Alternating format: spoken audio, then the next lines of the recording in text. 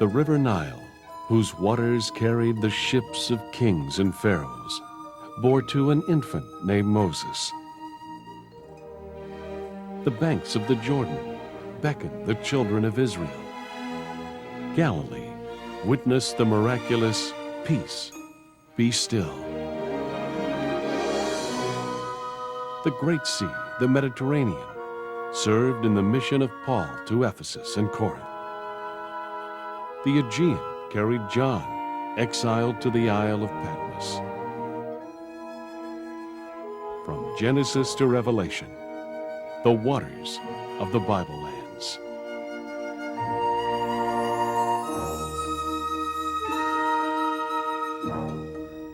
Shalom, hello again. This is the last program in our Living Waters series. We're coming from the Isle of Patmos, which was our program last week, where the Lord dictated the book of Revelation to the Apostle John, and we're going to Rhodes, and I'll show you that on our map. Patmos out here in the southern Aegean, down to the Isle of Rhodes, a large island where Paul himself stopped on occasion. And we're going to look at something very special. I think you'll enjoy this program very much.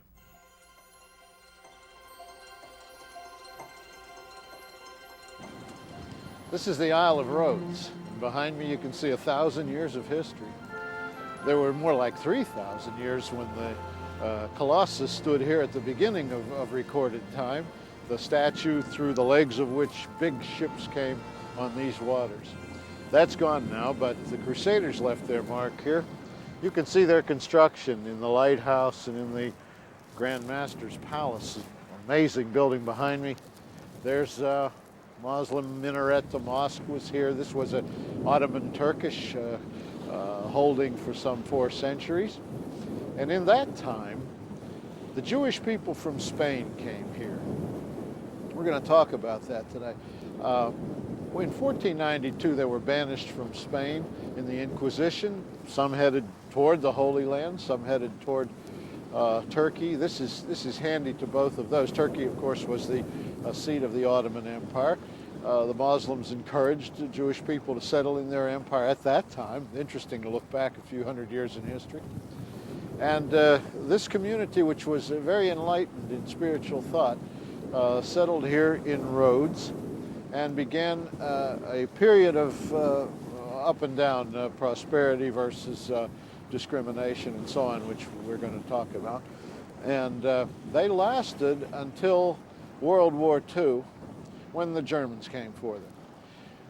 These waters have carried the ships of so many flags. They carried the Jews here from Spain to begin with, and they carried the Nazis here and carried the Jews away, in an amazing story which we'll relate in the program.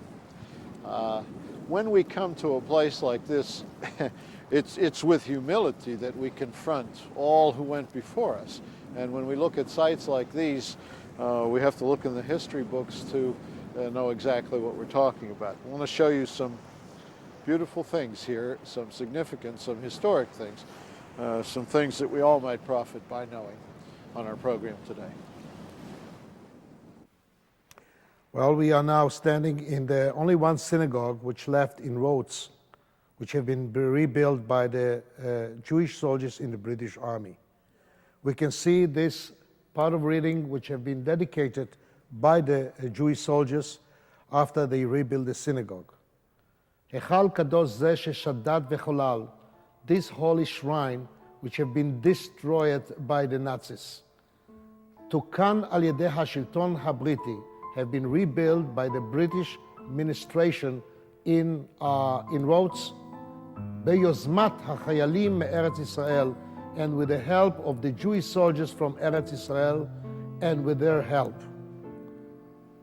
In Rosh Hashanah, in the new year, 1946, this holy shrine began and start again after, which was left by the Jewish community, and only those who remain in this place, because there was one of the biggest Jewish community which have been exiled and pushed away by the British to the death camps in Germany in the order of the German Nazis administration in July 1944.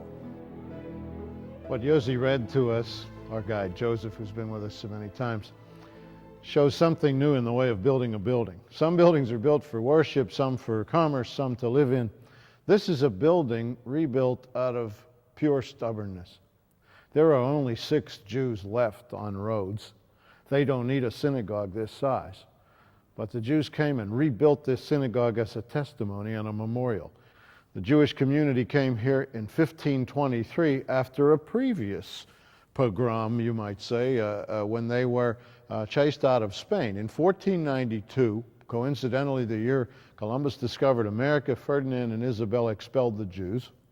They had to leave as part of the Inquisition, and they headed, many of them, in the direction toward Israel. And some of them settled here at Rhodes. Another story of the wandering Jews. And the Ottoman Empire invited them to settle. The Turks were powerful in that time. In the 4 centuries or so, the Jews lived here. And they called them infidels. Now, in Muslim parlance, the infidels are not the worst case you can have. Idolaters are still worse. From the Muslim point of view, those who are pagan Gentiles and have no scripture, that is, utter unbelievers, atheists, agnostics of every nation, are called idolaters. The ones who have scripture, Jews and Christians, are a different class in Muslim thinking. They are the infidels. The infidels can live in a Muslim nation by paying tribute, and the Muslims will protect them if they agree to do that. This was the order of the day, and this is how the Jews lived here. I could quote, and I have the book with me, The Jews of Rhodes by Mark Engel, which is a wonderful history of the Jewish community on this island. And the quotation from the Koran reads this way. This is Koran 9:29. Fight against such of those to whom the scriptures were given, but who believe neither in Allah nor his apostle, and do not embrace the true faith, that would be Islam, until they pay tribute out of hand and are utterly subdued. So this is the way they could live, and they had to wear special costumes. The Yellow Star of Europe it predated it here at Rhodes. Jews were marked for discrimination, humiliation, poverty. But people traveling through here made some interesting observations. One traveler named Charles Cottu, quoted in this book a century or so ago, came through the place and dealt with Jewish merchants and ended up saying, "Ask the Jews for the impossible and you will receive it." There were great rabbis here. It was a very enlightened community. The sad part of what happened, and I'm going to come to what happened, is that it was a great and peaceful, scholarly and spiritual community. The rabbis here contributed a great deal to Jewish thought, Jewish law. You may know that the international Jewish law is the only international law in force today. I've said it before in various contexts, but if you have a judgment from a rabbi in New York or Dallas or Los Angeles, it will be the same as in London or Peking or Johannesburg or on Rhodes, because that law has to follow this chosen people wherever they go, no matter where in the world. And so if a rabbi on Rhodes contributes to that law, someday it will be effective in Tokyo. It will impress people in Australia. It will change the lives of those in America. And so from this community there emanated great writings. One quote comes to mind of a rabbi who's settling a case of an inheritance. And the letter of the law seemed to provide that all of the fortune go to one party. The other party disputed it. They came to the rabbi. The party who was to receive it quoted the law elegantly and said, "Look what it says." And the rabbi replied, and I got this from the book, "I know what the law says. I'm trying to make peace." And sort of introduced the concept of compromise into this law.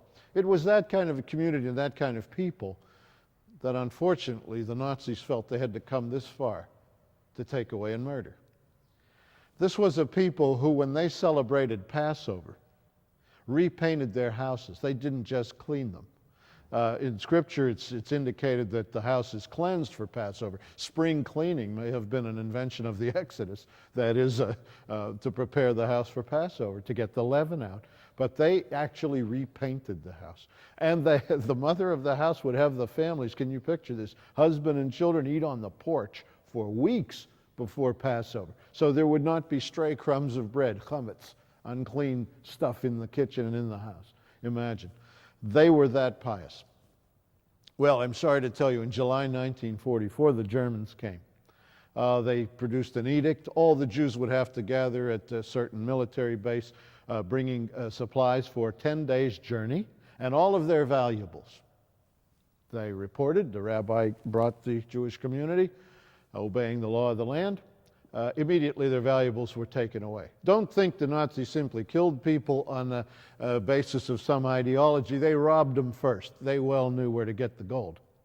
Then they sent 3 freighters, 3 ships to these islands, these beautiful, peaceful Mediterranean islands where the birds chirp all day and nobody argues anything.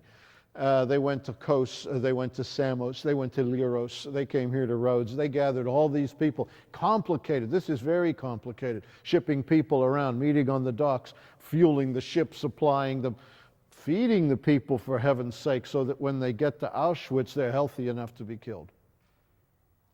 Where do you serve meals to keep the people alive so they can live till the gas chamber? Someone had to figure that out. They took all these Jewish people from these islands to Piraeus, the port of Athens. They loaded them on trains, and at great expense, with that typical German efficiency, they took them all to Auschwitz, and they killed all but 151 people. Very few survive with that tattoo, that ink mark for life on the arm, that the German bookkeepers felt they had to identify each single captive. Each Jew had to be counted, recorded, and slaughtered. What's to be said about a thing like this? I've talked about it before at the Yad Vashem in Jerusalem, at the Memorial of the Holocaust, but it has a different feel in this building, built by a people who say, we'll have the synagogue at Rhodes if there are 6, if there are no people left, because no one's going to take it away from us. And here it is. I'm glad we could document it for you. There's a prayer book here.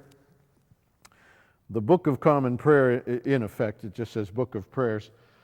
Because there were prayer books in the synagogue when it was here and flourishing, and the thousands who were murdered worshipped here, because there was a stack of prayer books, the ones who rebuilt the synagogue bought new prayer books of the kind the community used, even though they're sort of archaic now. It's called the Book of Prayer according to the custom of the Spanish and Portuguese Jews. Those were the ones who came here. So in their honor, brand new prayer books that have barely been opened are waiting in a stack as if the spirits might come and worship here again. This one is inscribed as follows: to live in the hearts of those we love is not to die. Signed by a member of the Franco family. The Franco family is honored on this plaque.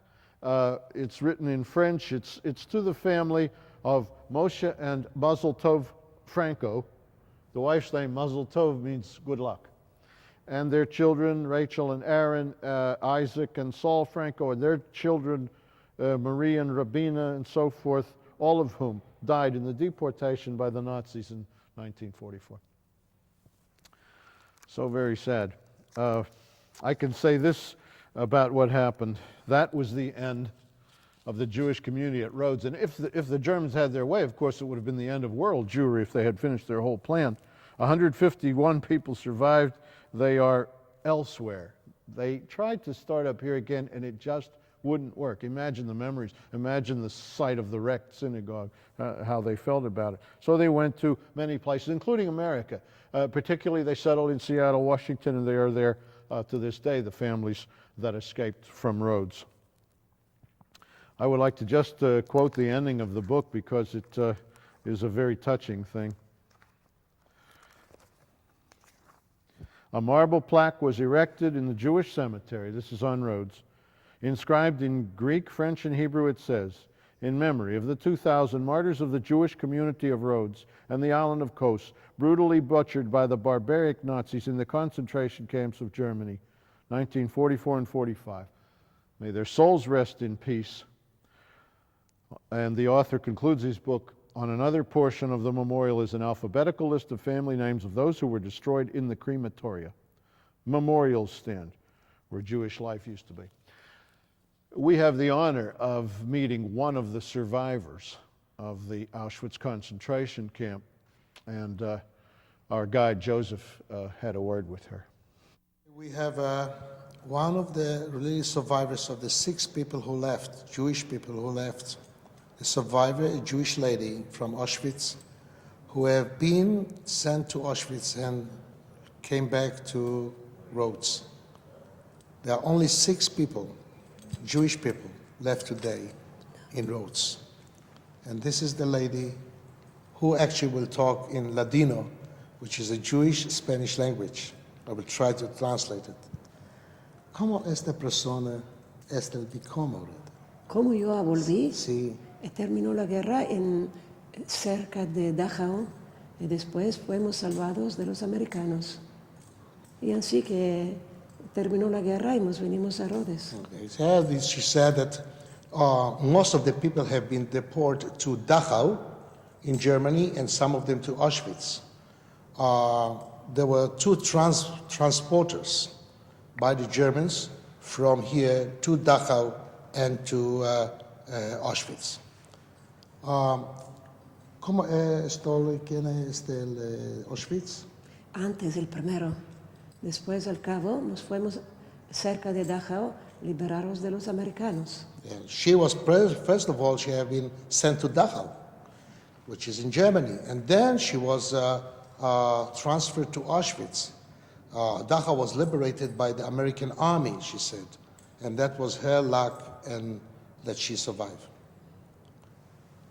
¿Cómo personas, cómo está ahí, no? ¿Cuántas personas? Éramos 2.100, creo. Es de Rhodes. De Rhodes y nos fuimos a la deportación. There were actually deported over 30,000 Jews from Rhodes. Eran, no, 2.100. 2,000 Jews have been deported, and you can see her number. This is what the Jews we mark as were sent to the death camps in Auschwitz.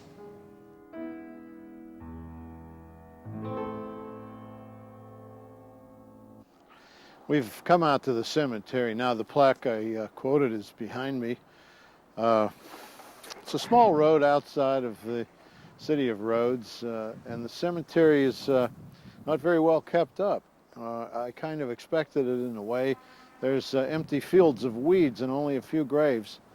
The community that was here purchased the land anticipating that the thousands who lived here would die here, but they just didn't do that. They were killed elsewhere, and they really have no graves. They were thrown into common pits.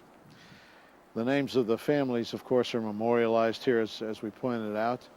And the people who did die in Rhodes died a long time ago in this community. We did go among the graves, and we found them from the 1800s and so on, and they go back to the 16th century, but there's very few new ones, of course.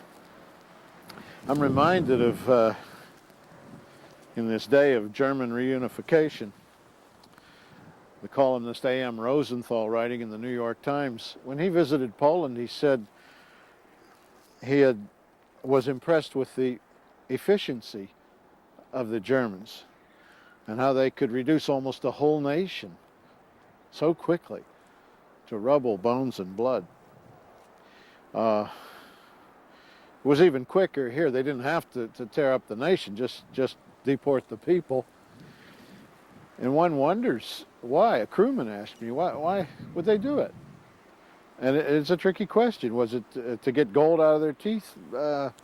They stole, they robbed these people, claiming some ideology. For killing them, they managed to steal their fortunes and their property as well. But you couldn't pay for the transportation of somebody from a Mediterranean island to the middle of Poland with gold teeth, or spectacles, or women's hair, which they stuffed mattresses with. That would be going to too much trouble. Was it to hide what they were doing? They were supposed to be proud of what they were doing. This was for the fatherland. This was ordained. It was something that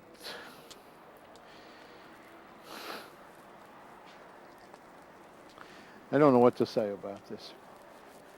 Madness. If the world goes on 10,000 more years, these Germans of World War II will stand alone for barbarity. And in a day when they are reunified, proud, I'm scared, frankly. I'm not really afraid of the Arabs, never have been. I never was really afraid of the Russians. I kind of suspected that was all PR and it would collapse, and it did collapse. I'm afraid of the Germans, personally. I never read anything in history or saw anything in any of my travels in any way comparable to the Holocaust. I never knew a people in all of history and all of antiquity who ever went to a peaceful, sunny island like this where no one could even argue with a neighbor about anything and take thousands of people, thousands of miles just to kill them. It's absolutely unthinkable, incomparable in history. I don't understand why the world doesn't remember this well enough to at least complain, object, stop any chance of this ever happening to human beings in this world again.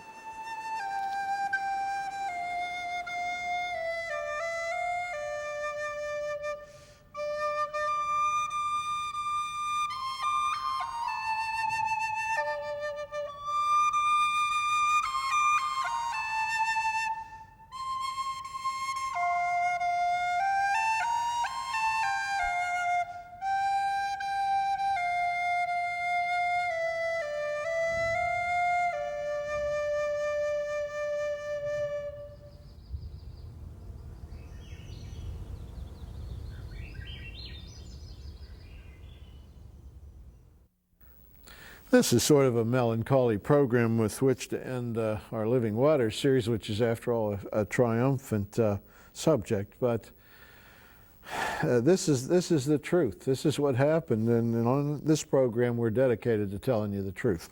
The Lord himself said, "Everyone that is of the truth hears my voice." You know, the Jewish people thought when they were taken there off of Rhodes that they were being relocated to labor camps. Jewish people everywhere were dealt with that way. The Germans of World War II told them, well, they went to Jewish community leaders, said, come on, give us a list of your people. We are in this with you. We don't make the rules around here, but we need workers, and they're going to have to work, and that's how things are these days. And Jewish people met together and said, well, we've always lived with these people. They're our neighbors. We'll cooperate. They lied. It's a dirty lie. They were exterminating them. They didn't say, come on, we're going to take you there and kill you, of course, but this is a lie that you can't find in history, the idea that people are going to be killed under some false pretense, I mean by the millions. Relocated to labor camps. They put a sign, you know, we referred to that sign at Auschwitz, Arbeit macht frei, in German means work sets you free. Terrific. And then they'd walk under that sign on the way in, and of course the guard would say, come on, let's go, you're workers. I'm sorry, I don't understand war, etc. This was my job. Yours is to get down there to the end of the platform, get in line, and so on. And they were gassed and burned in ovens. That's a lie. And my greatest fear is that with German reunification, we're going to somehow face this kind of lying again and this kind of killing again. And excuse me if I have to say so, but I think all Jewish people feel that way. And I am confounded and overwhelmed that the world stands by and watches Germany regather itself again. Isn't 2 times in a century enough? Frankly, the barbarism of the Holocaust, the way these people behaved in World War II, is unknown to history.